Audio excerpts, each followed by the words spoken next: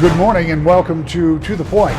This past week in Lansing, we saw the tensions boil over between the governor and lawmakers about how to handle the COVID-19 outbreak. More to the point, how to reopen the state of Michigan. Lawmakers headed back to Lansing just as the state of emergency was about to expire. The governor wanted them to extend it by 28 days, but they wanted some input on what businesses would open and when.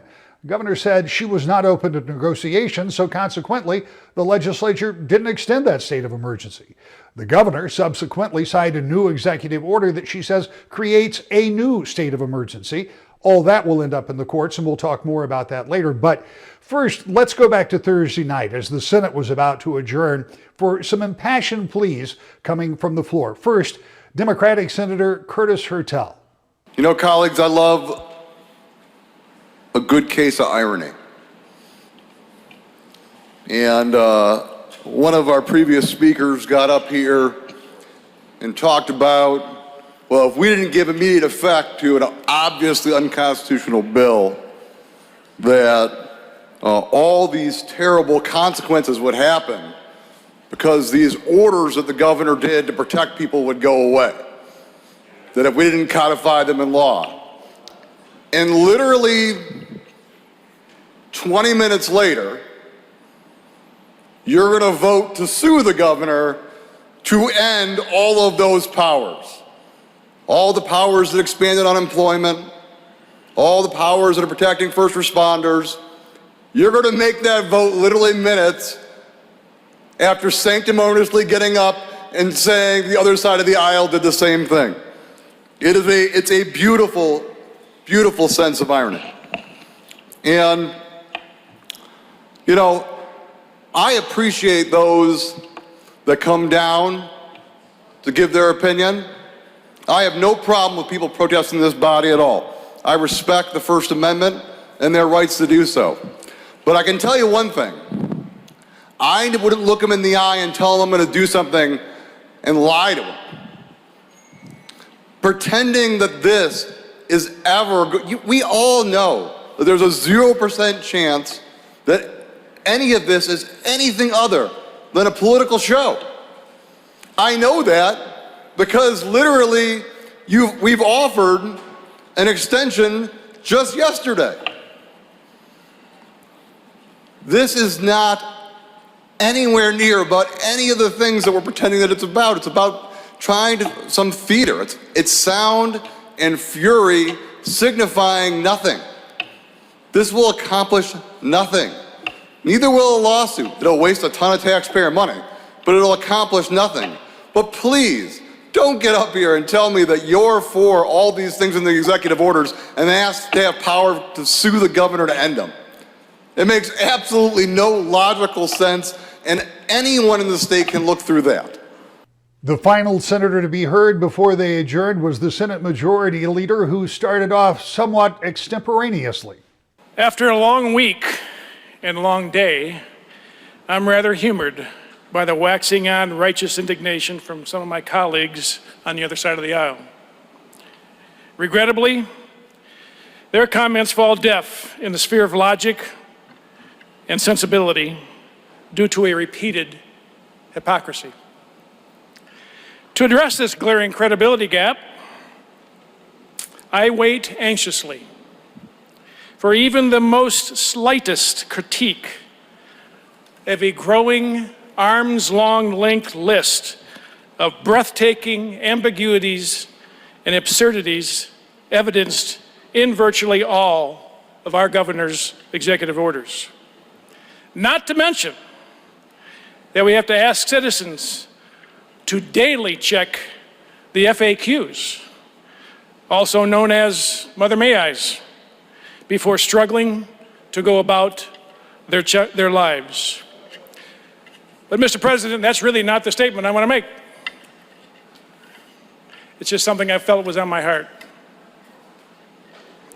Over the past several weeks, we've watched our world and our state cope with an unprecedented threat.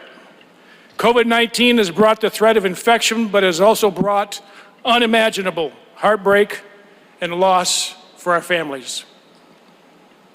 We have seen every day workers become everyday heroes as they work to ensure we have access to food and medical care, parents and children have adapted to working and learning from home, and loved ones have been forced to die alone to protect their families from the threat of this virus. We have all come to the realization that life is different and likely to remain different for some time. We've also learned that there is to be a balance between life on lockdown and life lived in the presence of COVID-19. We can no longer allow one person to make decisions for 10 million people. Many weeks ago, our governor acted quickly at the onset of COVID-19 with a one-size-fits-all heavy-handed emergency order. Michigan citizens adapted quickly and stayed home to protect themselves and their loved ones. And I supported that order. Our citizens have coped with loss and learned how to safely live and function in the presence of COVID-19. But now, the legislature must make a choice to either allow our governor to continue to govern by executive order or to trust our constituents to take the necessary precautions to protect themselves and their families without the governor mandating a one-size-fits-all stay-at-home order. Now, citizens count on a government structure of checks and balances. The legislature is the voice of the people, and we must have a seat at the table to ensure that the concerns of our constituents are considered as a key part of every decision-making process. This end of the governor's emergency declaration means we return to a system of checks and balances that ensures that all voices are heard. It also means that the legislature must vote to ensure continuity of other very necessary changes made via executive orders. The Senate today has passed legislation to require safe practices for all businesses and public places. The same legislation will preserve the vast majority of executive orders necessary to continue changes to programs like unemployment, distance learning for schools, and to ensure we provide immunity for healthcare workers as they continue to do their brave work. And just now, the Senate has authorized filing a lawsuit against our governor. If she does not recognize the end of the emergency declaration, we have no other choice but to act on behalf of our constituents. The Senate offered to work with the governor to reach a compromise on the stay home, stay safe order. She didn't even acknowledge that an offer was offered, and then when she did, it was rejected in a very underhanded, unprofessional, shameless way. So now the Michigan Senate, along with our partners in the House, will begin our work to responsibly lead our state from governance by executive order back to government where all the voices are heard and considered.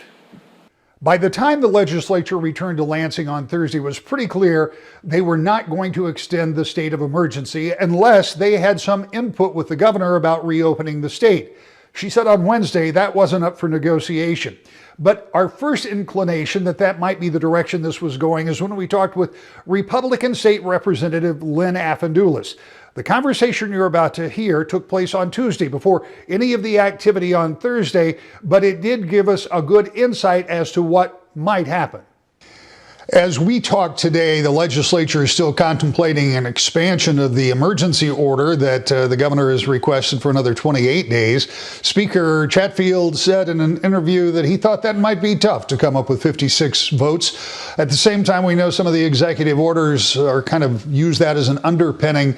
As a legislature, what's your thought, and what are you hearing from your colleagues when it comes to extending that state of emergency? You know, I guess I don't know how that serves the common good. I can only imagine what the spirit of the state would be like if the governor had chosen to lock arms with everybody, with the legislature, and said, let's move forward together. Let's figure this out together. And I think people would be so much engaged and so much more and would feel so much better about the process. And instead, to try to unilaterally seize power seems counterproductive in so many ways, and is creating a divisiveness that I haven't seen in a long time. I find it exceedingly unfortunate. And I'm not sure where all my colleagues are. I hear much concern among them. I think there are people kind of along the spectrum, willing to perhaps negotiate with her for some more time, and those who absolutely will not. If she doesn't have more time, then the Speaker's suggestion that the legislature could go in and affirm some of those executive orders that she put in place, but that would mean a whole lot more time back in the legislature, and I assume some roll call votes, which become problematic if you put 110 or even a majority of members back in the House chamber. How do you feel about that if it comes to having a bunch of people in one room at one time? Well, I'm just confident that leadership of the House and won't put us in danger, and that we will figure out ways to act responsibly and safely. When you look at the impact that this is going to have on the budget, and understanding the budget is for people who have never dealt with a budget of this size, it's an enormous undertaking to start with. But the current budget is certainly going to be under pressure. Getting a budget done by July 1st, as was set up during the last budget negotiations, seems to me it's going to be pretty difficult, because as we move into May, you have less and less time to get that done if you can't meet. How big a problem as a legislator are you worried about when it comes to the state? Again, it's going to be difficult. Certainly, the timing of this won't be easy, but I have never seen anybody in the State House who's afraid to put in the extra hours or stay all night or do whatever it takes to get something done. And I imagine that's exactly what we'll do. And finally, I want to get back to where we started, and that's opening up the state for business. As you said last Friday, the governor said a number of places that people have been concerned about, from greenhouses to landscapers, could go back to work. You could do some recreational things like golf and boating. Then on Monday, she said that construction would be probably the next place, and I know that's a big concern of yours. Are you concerned that the rollout of opening businesses and taking the caution that you urge as well is going to make it more or less difficult to restart the economy? Well, I would like to see a plan. I mean, I think that if we have a reasonable, well thought out plan, we can all follow it. I haven't yet seen that. I have seen portions of it. I have seen that we're going to look at the state regionally, and I think that's smart. We've been advocating for that for many weeks now. Looking at activities and businesses through the lens of safe versus unsafe. And now we need a plan that shows how we're going to do that and the timeline for that. It's nice to have those things out there. I haven't seen a timeline for that. That concerns me very much. And it's one of the reasons that no matter what she requests in terms of extra time, I'm not inclined to vote yes on and any additional time for her, because I just haven't seen. I mean, the proof hasn't been in the pudding. I haven't seen the detail that we need at this point. So taking it, and as you and I talked today, that vote is not, I don't know if it's scheduled for Wednesday or Thursday, perhaps you do, but as it is today, you would be a no vote. That is correct. So the governor and the legislature are at an impasse, to put it politely. The governor says her new executive order creates a new state of emergency. The legislature is likely to take that to court as early as next week, and of course we'll continue following that. But in the meantime, there's other important work that needs to be done in Lansing. Billions of dollars will have to be cut out of this year's budget because the state is losing so much revenue because of the coronavirus. And next year's budget is supposed to be on the governor's desk in just 2 months. So what will the legislature do, and how will the legislature and governor negotiate a new budget? That all remains to be seen, and something we'll be watching closely. But up next, something we haven't talked about for a while. That's the race for the White House. That's next. To the Point. Welcome back to The Point. As I said earlier, we haven't talked about the presidential race in a number of weeks. Obviously, there's been a lot to talk about with the coronavirus outbreak, but the race will go on, even though it will look different. There is a new entrant in that race, and that's 3rd District Congressman Justin Amash. Just this past week, he said he would run as the Libertarian. I talked to him about his chances in November, and he talked about some of the things he would like to do if he was elected. Congressman, tell me how you came to this big decision to run for president of the United States. I mean, it's not like you're unfamiliar with politics, but that is a big step. It is a big step, and it was a big decision. And I spent a lot of time with family and friends and others talking about this decision. I stopped campaigning for my congressional seat about mid-February and started focusing on this. And we got a little bit of a delay because of the coronavirus situation. We didn't want to rush that, and we wanted to spend time making sure we were taking care of constituents and thinking about how that might also affect the race. Now, over the past couple weeks, I've been able to focus on it. I spent some time really digging into it and decided that I would run because I believe I can win. And that's the most important thing here. I don't want to run with the idea of not winning. If I'm going to run, I'm running to win. And that's what I'm focused on, because I think we need to make a change for the American people. We can't just run for messaging purposes or just for fun. We have to run to win and give people honest, practical choices in the White House.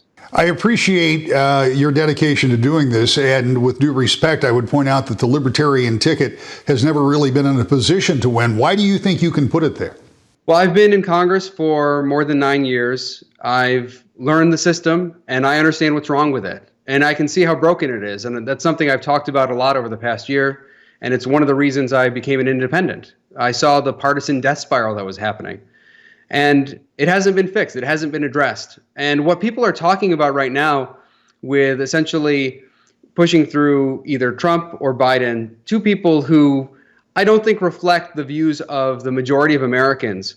And I think that most Americans would prefer an alternative to these candidates. What the parties are doing is the same old, same old.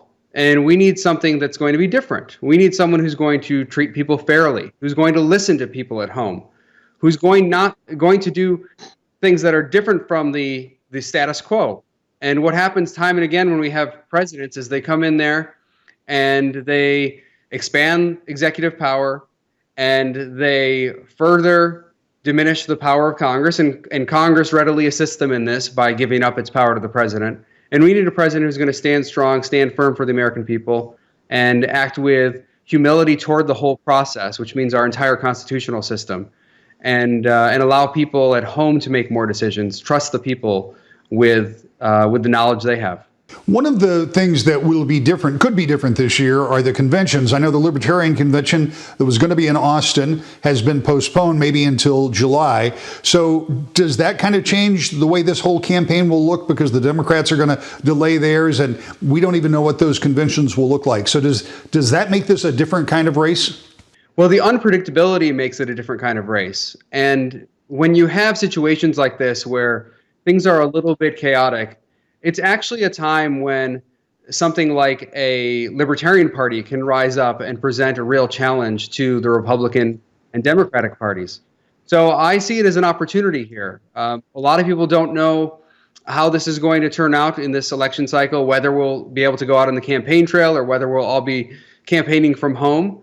And I think that shakes things up a little bit and creates some variability that allows a third-party candidate or some other candidate to get some traction. And like I said, I wouldn't do this if I didn't think I could win, and I feel confident about the chances here.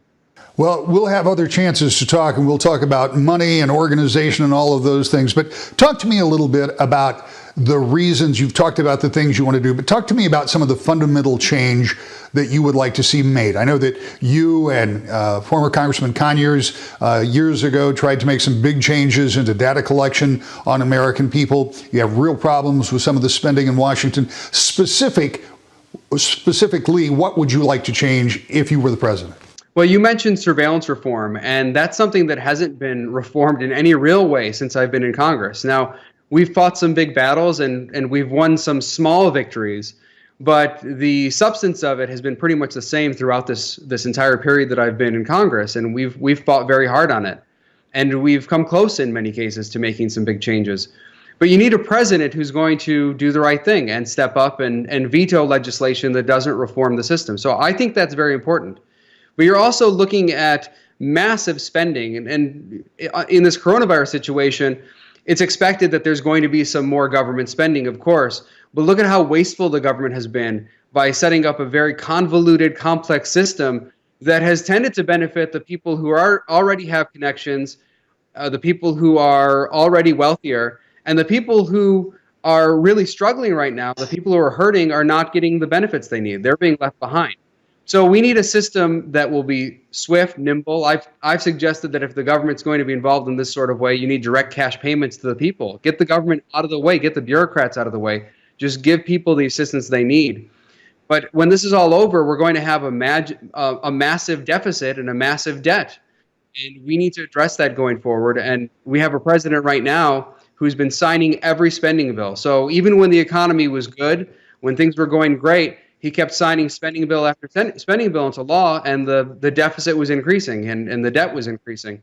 And Joe Biden would be no different in that respect. So we need to change things. We need a president who's going to step up and stand up for people. But the most important thing is fixing the process. You need a president who will compel Congress to do its job, which is to actually legislate. And right now, Congress gets too many passes. You have a few leaders who negotiate with the White House. That's not acceptable. That's not the way our system is supposed to work. You're supposed to run things through the entire body. People are supposed to be able to offer amendments and debate, and then present the bill to the president after that. We need a president who will stand up and ensure that Congress is doing the right thing and veto legislation that's not run through proper channels and through the proper method.